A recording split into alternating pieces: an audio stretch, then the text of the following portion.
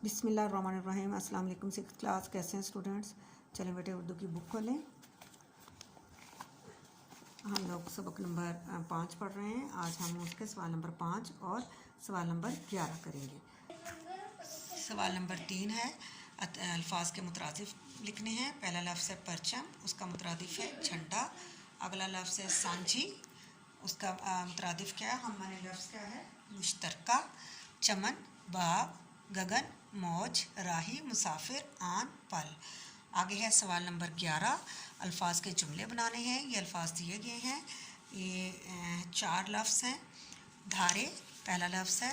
एक समंदर में गिरते हैं सब दरियाओं के धारे। चमन, चमन में हर तरफ फूल खिले हुए हैं।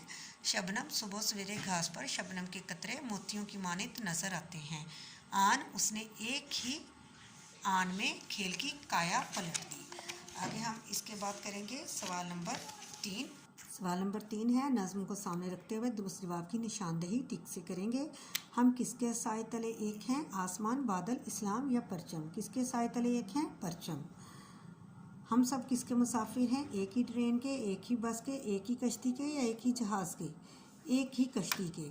कश्ती किसको कहा गया? पाकिस्तान को। जांबाज सिपाही किस पर मिटने वाले? अपनी आन पर, अपने परचम पर, अपने वतन पर, अपनी इज्जत पर। जांबाज सिपाही अपनी इज्जत पर, अपनी इज्जत पर मिटने वाले हैं, या अपने वतन पर, अपने परचम पर, या अपनी आन पर? अपनी आन पर। किसकी इज्जत हमें अपनी जान से प्यारी है? परचम की, दीन की, वतन की या अपनी? किस हमें अपने वतन की इज्जत अपनी जान से प्यारी है। फूल और शबनम किसी जगह एक हैं? चमन में, बाग में, वतन में या पाकिस्तान में? फूल और शबनम, जवाब है इसका अपने वतन में। फूल और शबनम वतन में एक हैं।